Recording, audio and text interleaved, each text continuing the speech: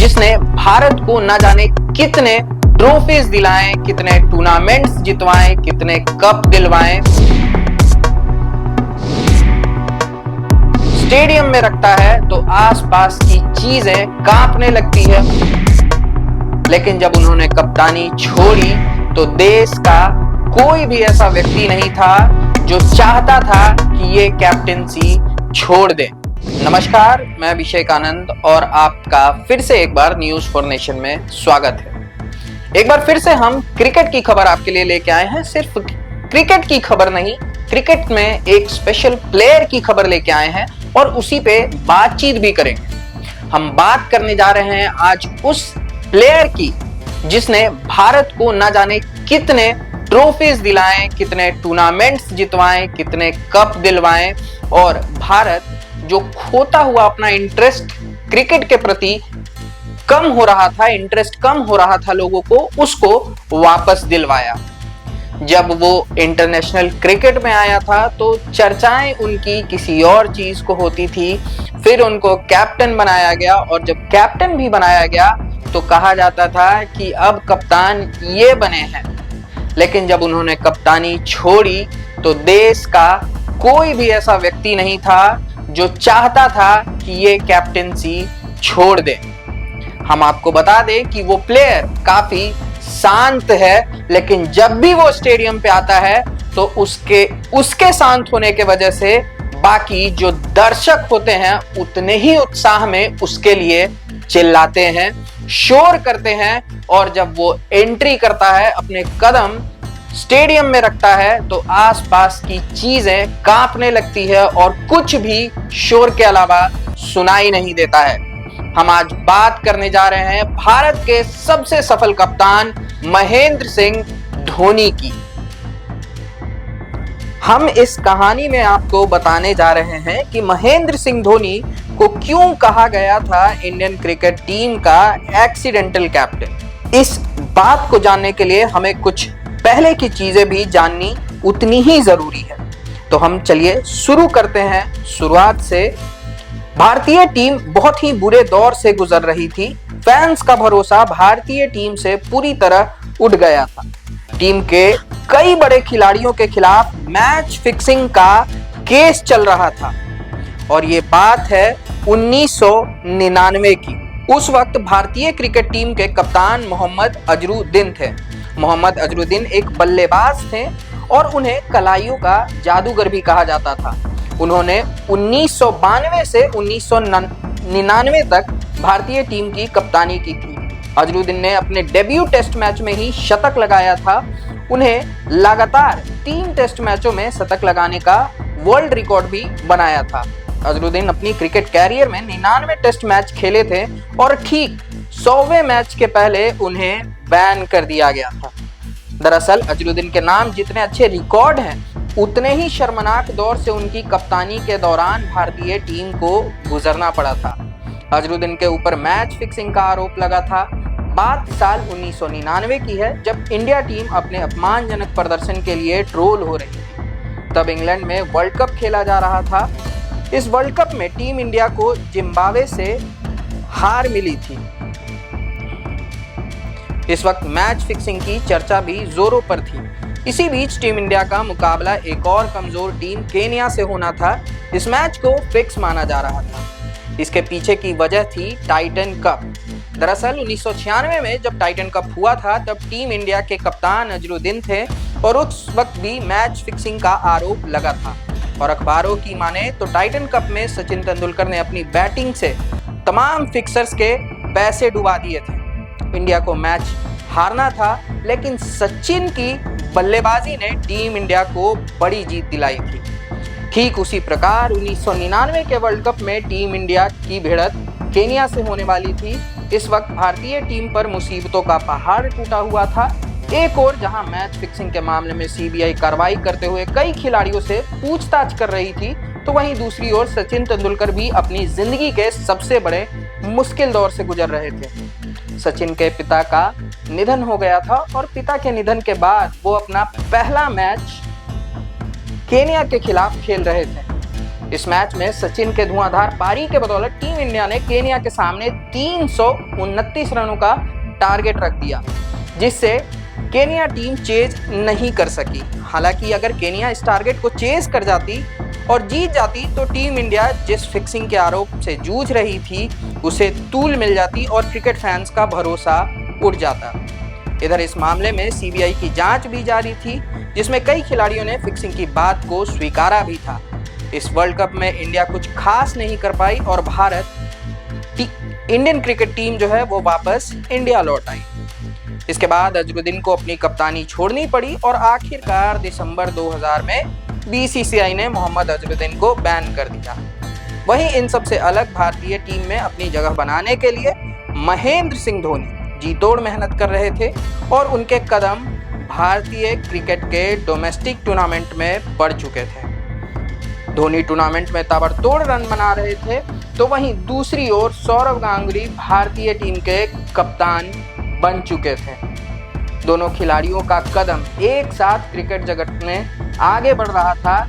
एक और जहां धोनी इंटरनेशनल क्रिकेट खेलने के लिए मेहनत कर रहे थे, तो वहीं गांगुली के कंधे पर भारतीय टीम की छवि को सुधारने और टीम की लोकप्रियता को वापस लाने की जिम्मेदारी थी। उस वक्त भारतीय टीम के हालात ऐसे थे कि फैंस किसी मैच को लेकर उत्साहित नहीं होते थे।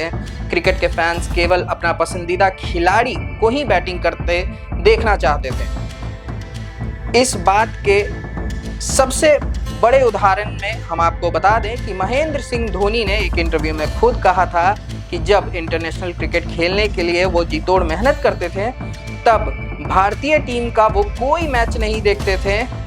और धोनी के अनुसार उन्होंने अपने दोस्तों को बोला था कि वो उन्हें तभी मैच देखने के लिए बुलाएं जब पिच पर सचिन तेंदुलकर बैटिंग कर रहे हों। एक और जहां धोनी इंटरनेशनल क्रिकेट में जगह बनाने के लिए मेहनत कर रहे थे, तो वहीं दूसरी ओर सौरव गांगुली की कप्तानी में भी टीम इंडिया की स्थिति बेहतर होने लगी थी। सौरव गांगुली भारत के लिए न सिर्फ शानदार पारी खेल रहे थे, बल्कि सफल कप्तान के तौर पर आगे बढ़ रहे थे।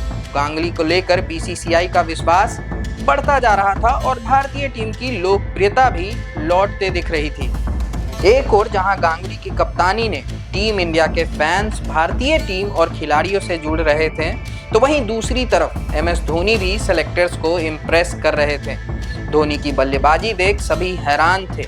जब धोनी बैटिंग करते थे और अपने बल्ले से रनों की बरसात करते थे, तो सभी कहते थे कि माही मार रहा है। दूसरी तरफ सौरव गांगुली भारतीय टीम के कॉन्फिडेंस को वापस ला रहे थे। भारतीय टीम की लोकप्रियता को वापस लाने में सबसे अहम मैच रही 2002 में इंग्लैंड में खेली गई नेटवेस्ट सीरीज। इस मैच में कप्तान सौरव गांगुली ने जीत का जश्न अपने टी शर्ट को उतार कर मनाया था। भारतीय टीम ने इंग्लैंड को करारी शिकस्त दी थी। फाइनल मैच में युवराज सिंह और मोहम्मद कैफ ने एक अच्छी पार्टनरशिप की थी और उस समय 300 का स्कोर चेस करना काफी मुश्किल होता था, लेकिन टीम इंडिया इंग्लैंड में ही इंग्लैंड का 326 रन का स्कोर पार कर चुकी थी और जीत चुकी थी वो मैच। एक समय पर भारतीय टीम सिर्फ 146 रन के स्कोर पर 5 विकेट खो चुकी थी। इसके बाद युवराज सिंह और मोहम्मद कैफ की वजह से वो मैच जीती थी और सौरव गांगुली ने अपने टी शर्ट उतार कर दुनिया को बताया था कि भारतीय टीम किसी से कम नहीं है। भारतीय टीम के पास ऐसे खिलाड़ी हैं जो विदेशी सरजमी पर जीत का परचम लहरा सकते हैं। इस मैच के बाद भारतीय टीम की लोकप्रियता 7वें आसमान पर चली गई थी। इसके बाद साल 2003 में गांगुली की कप्तानी में टीम इंडिया वर्ल्ड कप के फाइनल मुकाबले में जगह बनाई थी। तब भारतीय टीम को उस वक्त की सबसे मजबूत टीम ऑस्ट्रेलिया से हार का सामना करना पड़ा था। इस मैच में भारतीय खिलाड़ियों ने कई रिकॉर्ड बनाए और वर्ल्ड कप फाइनल में जगह भी बनाई थी। हालांकि 2003 के बाद गांगुली कप्तानी तो अच्छा कर रहे थे, लेकिन अपने बल्ले से कोई कमाल नहीं कर पा रहे थे।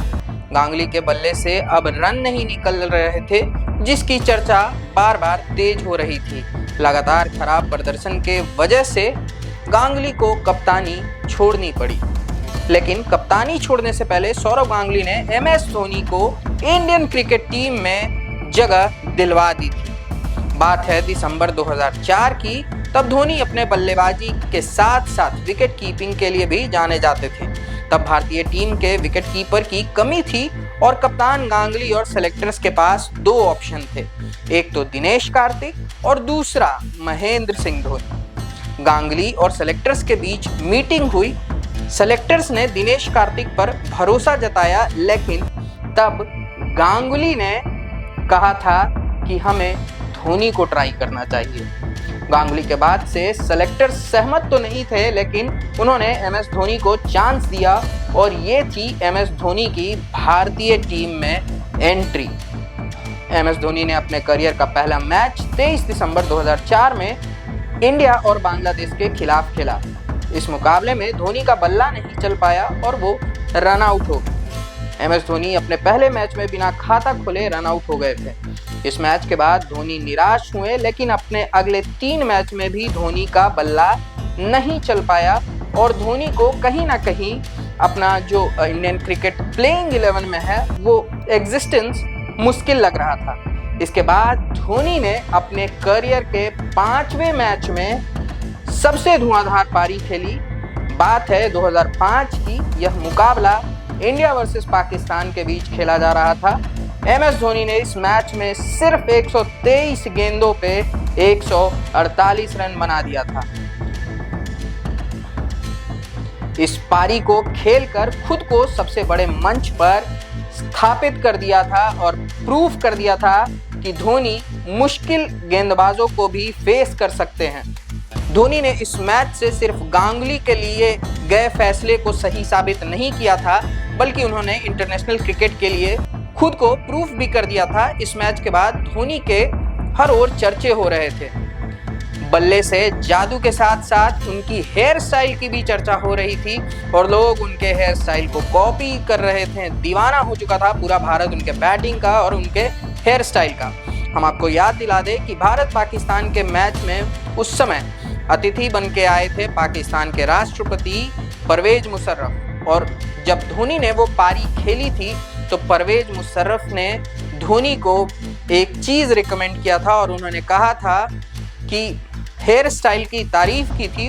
उन्होंने सलाह दी थी धोनी को कि बाल कभी ना कटवाएं। हालांकि उन्होंने इंग्लिश में कहा था, हम आपको हिंदी में बता रहे हैं कि उन्होंने स्पष्ट तरीके से कहा था कि धोनी आपके बाल बड़े अच्छे लगते हैं, यानी जो आपके बाल जो लंबे हैं वो अच्छे लगते हैं और आप अपने बालों को कभी मत कटवाइएगा।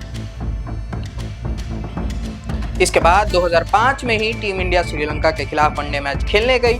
इस मैच में भारतीय टीम के सामने एक बड़ा स्कोर था और इसे चेस करने के लिए पहले सचिन तेंदुलकर आउट हो गए, जिसके बाद गांगुली ने एक बार फिर से तीसरे नंबर पे धोनी पे भरोसा किया और धोनी ने 183 रन की मैच जिताऊ पारी खेली। इस मैच में धोनी ने सभी तरह का रिकॉर्ड तोड़ दिया था। उन्होंने शानदार प्रदर्शन करते हुए 15 चौके और 10 छक्के लगाए थे। 10 छक्कों का उनका रिकॉर्ड वनडे में किसी भारतीय बल्लेबाज के लिए एक रिकॉर्ड था। इसके बाद गांगुली ने कप्तानी छोड़ दी। गांगुली के बाद राहुल द्रविड़ भारतीय टीम के नए कप्तान बनाए गए। राहुल द्रविड़ ने अपनी कप्तानी में कुछ खास नहीं कर पाए, जिसके बाद 2007 में बांग्लादेश से भारत को मिली करारी हार के बाद राहुल द्रविड़ विचलित हो गए और उन्होंने वो कदम उठाया जिसकी कल्पना किसी ने नहीं की थी और अचानक राहुल द्रविड़ ने अपने पद से इस्तीफा दे दिया, यानी उन्होंने कप्तानी छोड़ दी।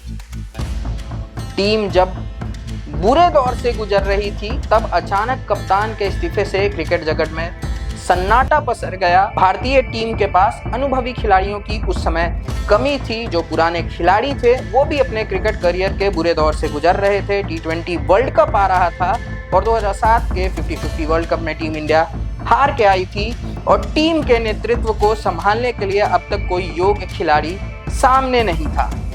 तब BCCI ने एक अहम फैसला लिया और एक्सीडेंटल कप्तान बनाए गए महेंद्र सिंह धोनी।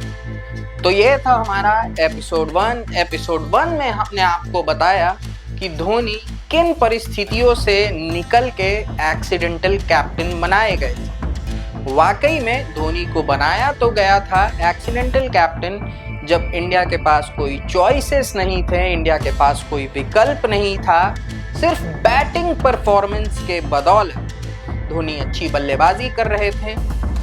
जैसे बैट्समैन की खोज कर रही थी भारतीय टीम, वैसे बल्लेबाज धोनी निकल के आ रहे थे। नीचे बैटिंग करने में भी कंफर्टेबल थे, ऊपर भी बल्लेबाजी करके टीम इंडिया को जीत दिला रहे थे।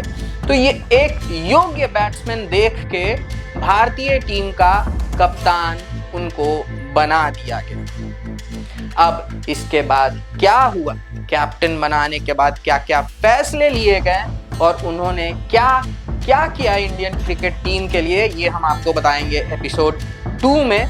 और फिलहाल के लिए बस इतना ही।